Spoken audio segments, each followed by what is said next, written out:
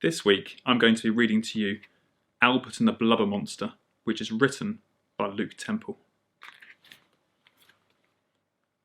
Chapter 1. The Bottle. The boat bobbed up and down in the middle of the sea. Well, not quite the middle. Albert could still see Thistlewick Island behind him.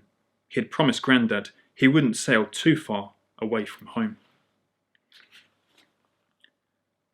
Albert was out fishing with his best friend Ernie. There were 2 cod in Ernie's bucket, but 5 in Albert's, including one the size of his head. He was using the new rod Grandad gave him for his 7th birthday yesterday. Grandad had been a fisherman all his life.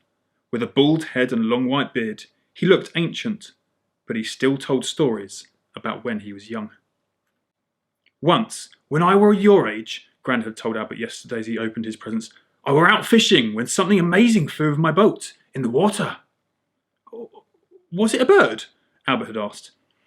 I thought so at first, but when it popped back out of the water, I saw it clearly.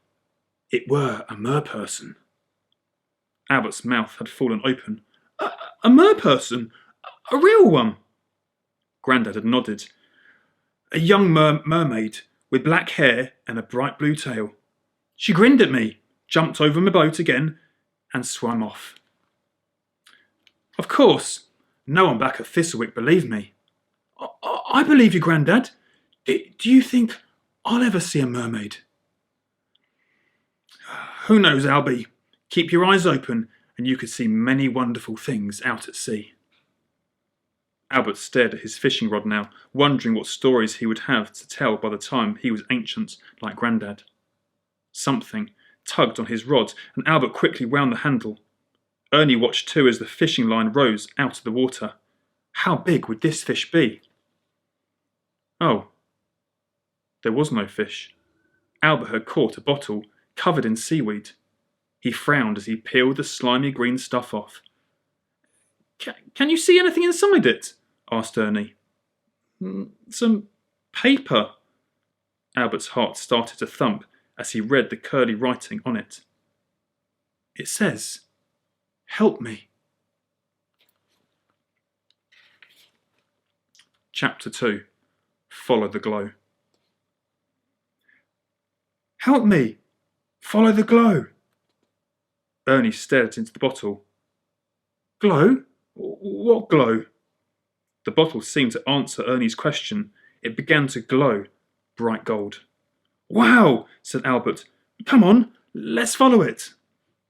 I'm not sure. You promised your Grandad we wouldn't sail far from Thistlewick. But whoever sent this needs our help. Ernie sighed.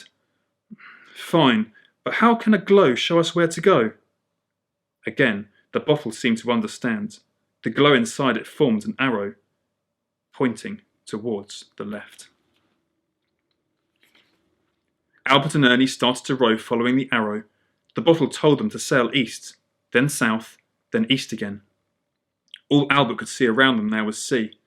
Butterflies of excitement fluttered around his stomach. He had never been this far away from Thistlewick. Albert noticed Ernie staring upwards. There's a storm coming, Albie. Sure enough, the sky darkened, and giant drops of rain plopped down into the boat. The waves around them grew larger. The boat started to rock.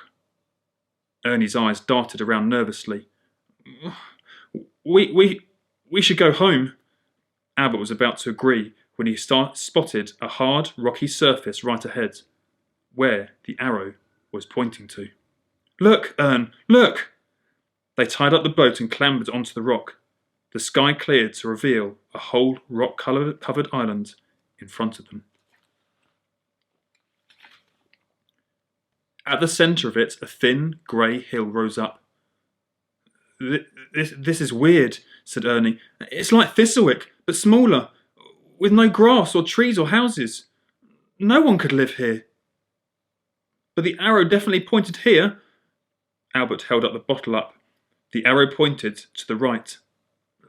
Let's keep following it. They carefully walked over the hard, slippery rock. The bottle was taking them closer to the grey hill. Now Albert thought he could make out a stone building on top of it. Near the bottom of the hill they came across a large bridge made of rough stone. It was like a grey rainbow towering over them. The arrow pointed right at it, so they walked under it into the shadows. "Whoa!" Ernie gasped. What is it?" Albert held the bottle out to get a better look and saw the beak of a dolphin, centimetres away from Ernie's face. "That's just a statue, Ern." "But it's floating." Albert shone the bottle around. Ernie was right.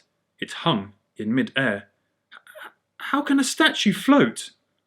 "Look, there's more of them," said Ernie, pointing to 10 more grey floating statues lined up across the first one. "A whole pod of dolphins." The bottle glowed even harder, pointing through the bridge to the other side. In the distance, Albert noticed a different colour, a patch of emerald blue standing out against the grey rock. "Come on, Ern." They moved towards it. "It's a rock pool," said Ernie as they reached the edge. Albert frowned. This had to be where the bottle wanted them to come. "But there's no one here." Ernie pointed at the pool. "Wait, what's that? Is it a real dolphin?" Albert started to stare into the rippling water. A blue, forked tail suddenly lifted up. "That's not a dolphin. It's got scales. It's a giant fish." The creature's tail splashed back into the water and its top half appeared. They both gasped at the sight. A young girl with a round face and long black hair stared at them, her eyebrows raised. "Who are you?" she asked in a shaking voice. And you'll have to join me again tomorrow to find out what happens in the next chapter.